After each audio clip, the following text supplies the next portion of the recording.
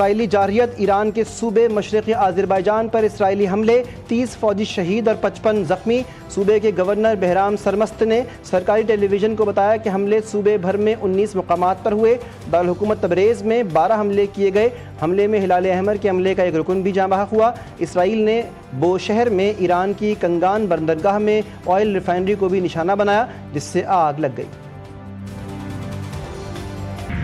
امریکی صدر Donald Trump کا روس کے ہم منصب ولادیمیر پوٹن سے ٹیلی فونک رابطہ۔ دونوں رہنماؤں کی مشرق وسطیٰ میں بڑھتے تناؤ سمیت یوکرین جنگ پر تفصیلی گفتگو۔ 50 منٹ جاری رہنے والی بات چیت میں روس کے صدر کی جانب سے اسرائیل کے ایران پر حملے کی شدید مذمت کی گئی اور اسے خطے کے استحکام کے لیے خطرہ قرار دیا گیا۔ دونوں سربراہان مملکت کی گفتگو میں روس کے ایران اور اسرائیل میں بطور ثالث کردار پر بھی گفتگو کی گئی۔ ایران پر اسرائیلی جارحیت، بھارتی سرکاری میڈیا کی اسرائیل کے حق میں فیک رپورٹنگ بے نقاب۔ ایران پر اسرائیلی جارحیت پر بھارتی سرکاری میڈیا دوردرشن گمراہ کن رپورٹنگ کے ذریعے اسرائیل کی تعریفیں کرنے لگا اور اسرائیلی حملے کی جھوٹی ویڈیوز نشر کر کے دنیا کو گمراہ کرنے کی کوشش کر رہا ہے۔ نیوز کاسٹر نے کہا کہ اسرائیلی حملے سے ایران کانپ اٹھا۔ بھارتی مفکر سندیپ منودھنے کا کہنا ہے کہ یہ بھارت کا قومی نشریاتی ادارہ ہے جو عوام کے ٹیکس سے چلتا ہے۔ ایران بھارت کا دوست ہے، ایسے حساس موقع پر جھوٹی ویڈیو چلانا غیر ذمہ دارانہ صحافت ہے۔ ایران کے خلاف منفی تاثر پیدا کرنا بھارت کی دوغلی سفارتکاری کو ظاہر کرتا ہے۔ میں سمجھتا ہوں کہ یہ ایک ایسا انیشیٹو کی ضرورت ہے اس وقت جس سے عالم اسلام کا اتحاد نظر آئے اور اسرائیل کے ساتھ جہاں جہاں بھی اسلامی دنیا میں تعلقات ہیں ان کو منقطع ہونا چاہیے۔ مکمل یکجہتی کا اظہار ہم کرتے ہیں اپنے ایرانی بھائیوں کے ساتھ اور اس آزمائش کی گھڑی میں ہم ان کے ساتھ ہیں، ہر طریقے سے ان کے ساتھ۔ مسلم دنیا متحد نہ ہوئی تو سب کی باری آئے گی۔ مسلم دنیا اسرائیل سے سفارتی تعلقات ختم کرے۔ ناجائز ریاست نے پورے خطے کی جنگ کو لپیٹ میں ڈال دیا۔ قومی اسمبلی میں خطاب کے دوران خواجہ آصف نے کہا ایران پر حملہ کر کے بین الاقوامی قوانین کی کھلی خلاف ورزی کی گئی۔ وزیر اطلاعات عطا تارڑ بولے ایران کو اپنے دفاع کا حق حاصل ہے، پاکستان خطے میں امن کا فروغ چاہتا ہے، فلسطین کے نہتے مسلمانوں کو کبھی نہیں بھولیں گے۔ پاکستان نے وہاں پہ ایران کا دفاع کیا اقوام متحدہ کی سیکیورٹی کونسل میں اور یہ کہا کہ ہم صرف مذمت کرتے ہیں جو انجسٹیفائڈ، انلیجٹمیٹ اور انپرووکڈ اٹیک ہے اسرائیل کا ایران کے اوپر، بلکہ ہم اپنے ایران کے بہن بھائیوں کے ساتھ اظہار یکجہتی بھی کرتے ہیں اور ان کے غم میں برابر کے شریک بھی ہیں۔ It's the only way for us to address all issues. There's no military solution to the issue of Kashmir. There's no military solution to the issue of terrorism. There's no military solution to any of the problems that India and Pakistan have faced historically.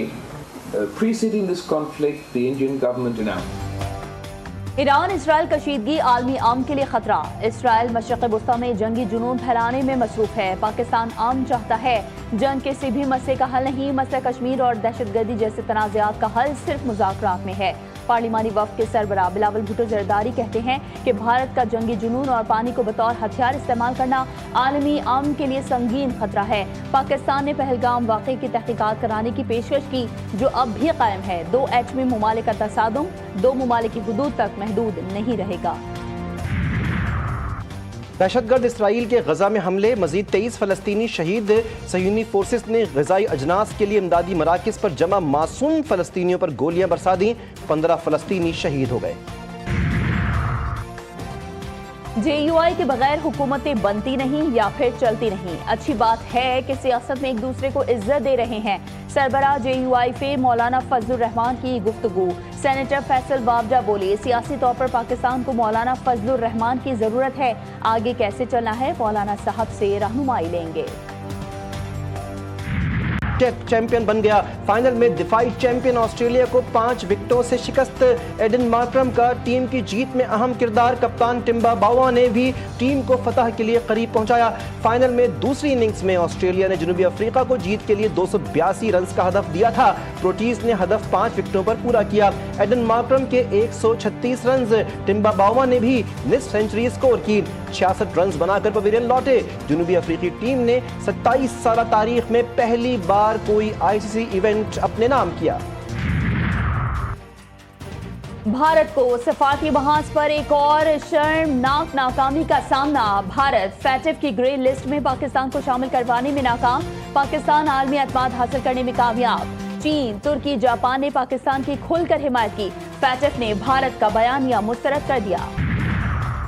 वफाक ने तहफ़्फ़ुज़ात दूर नहीं किए तो peoples party वफाकी budget की मंजूरी के लिए वोट नहीं देगी। वज़ीर आला सिंध मुराद अली शाह ने साफ साफ कह दिया। पोस्ट बजट कॉन्फ्रेंस में कहा कि बजट के मौके पर सबको मुत्तहिद होना चाहिए था। अवाम को रिलीफ फराहम करने के लिए हर मुमकिन इक़दाम किए। वफाक से मुंतकली पूरी नहीं आई। वफाकी हुकूमत से राब्ता किया लेकिन वो कहते रहे हम ठीक जा रहे हैं।